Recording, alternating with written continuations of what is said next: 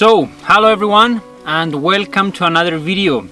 Today I took the opportunity to visit the mountains because we have gotten some lovely rainy and cool weather here in Cyprus.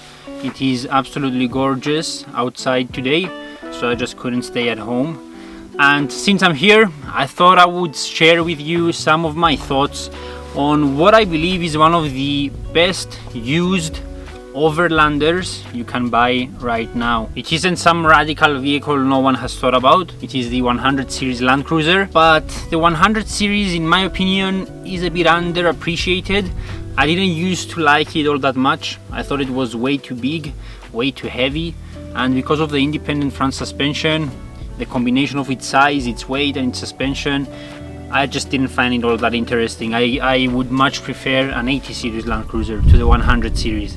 However, I am more recently starting to see the point of the 100 series, and I think for long trips over dirt roads, relatively hard terrain and long motorway drives, the 100 series is just the king. The reason I came to this conclusion was while I was driving through Greece and Bulgaria, I kept on thinking what other cars other than the Prado would be fitting to such a trip, and the 100 series kept on coming to my mind.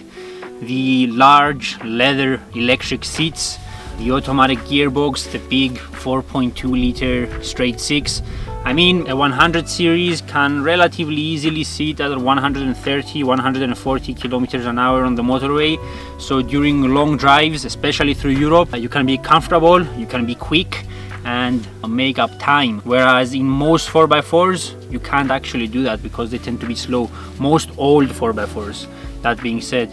Now, the 100 series has also proved to be far stronger than people used to think it was. In America, where rock crawling is a thing, unlike most other countries of the world, it has been proven that the 100 series can take 38-inch tires on stock components without having many issues, and that says a lot about how strong the independent front suspension and the rear axle are.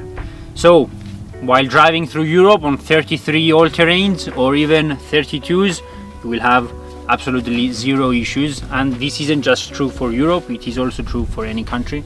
The big 4.2 liter straight six is one of the best diesel engines Toyota has ever made, the specific model in the 100 series. The V8 petrol is also one of the best engines Toyota has ever made.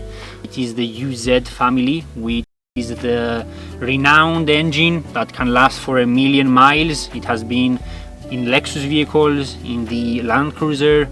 It is definitely proven. It is a great engine.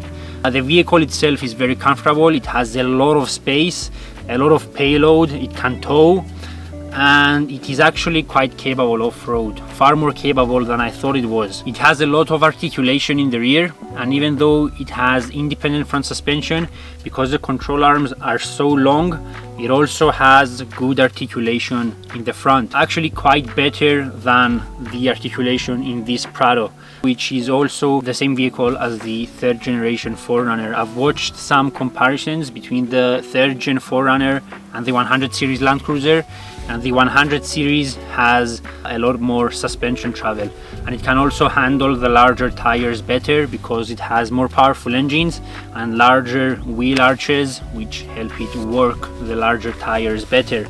So 33s are kind of the norm with the 100 series. If you go for 33s, a mild engine tune, a roof rack for storage, or even a drawer system in the trunk, a 2-inch lift, and all the other necessary things for camping and this kind of stuff, you will have a vehicle that is amazing to travel with. So yeah, if you are in the market for a used Overlander and you have a decent budget, because even though the 100 series is cheaper than a 200 series, it's still no cheap used vehicle, but if you have the budget for it, I'd definitely go for one. The only downside to them, which is also a plus, is their size. They're quite big, much larger than this Prado right here, but if you don't mind the size, then definitely go for 100 series. Let me know what you think in the comments down below, if you agree with me on my recent love for the 100 series Land Cruiser, and I'll see you on the next one.